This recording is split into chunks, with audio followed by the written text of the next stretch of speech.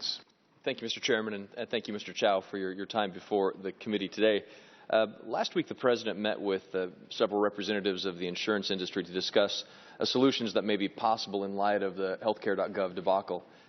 Have you had any conversations about changes you can make to healthcare.gov to assist the insurance industry?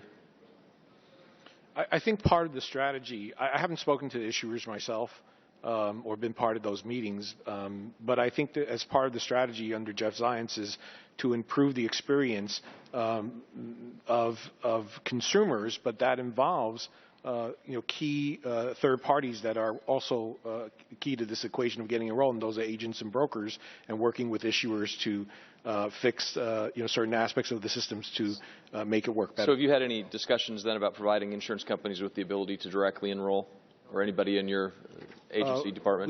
We had designed something called direct enrollment into healthcare.gov, or part of that FFM system architecture to accommodate that. And so that's ready. That feature's been turned on, or it has not been turned on?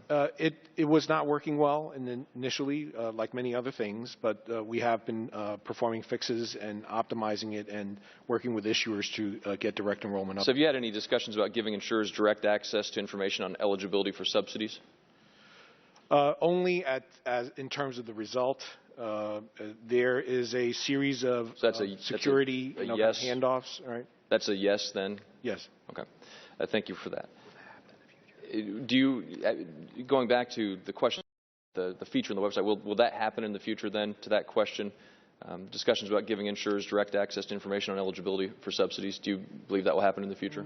It's not really direct access. It's more of a handoff, a secure handoff in which they've collected enough information about the applicant and their, or an agent and broker, and this person has given authorization for consent to work with them as a third party. So that's a yes then again as well? It's not access direct to eligibility data. It is a more involved process that protects the person's information. But they'll be getting the information. The insurance company will be getting the subsidy access. They don't get to calculate it. That is a marketplace function. But they'll have information on eligibility for the subsidies.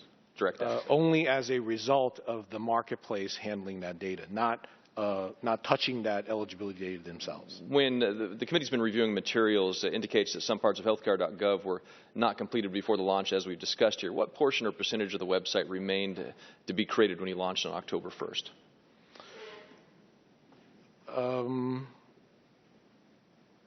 I don't have an exact percentage.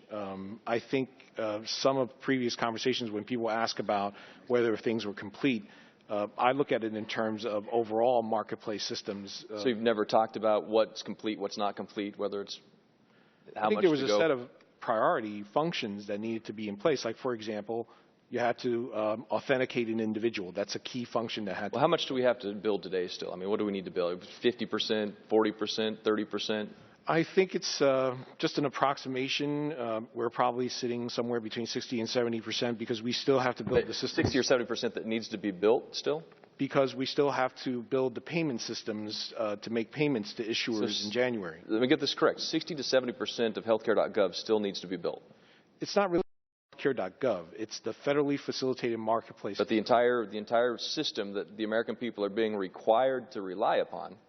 That part is 70%. Healthcare.gov, the online application, verification, determination, plan compare, getting enrolled, generating an enrollment transaction, that's 100% there.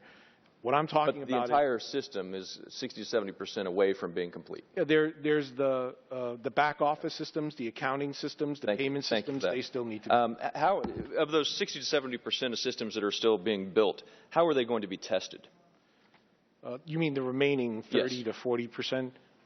How are they going to be tested? Yes. In the same exact manner we tested everything else. Is it difficult to review the new parts of the website while it's operating? It won't affect the front end, the front part. But that's pretty difficult, isn't it? Excuse me? It's pretty difficult to review it while it's in operation, correct?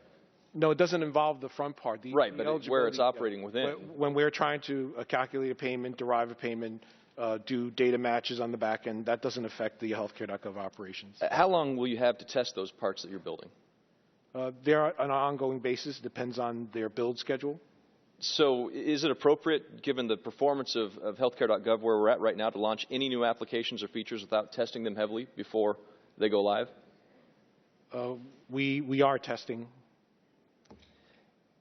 Mr. Chairman, I have several other questions, and we'll follow up with you, but thank you for your time.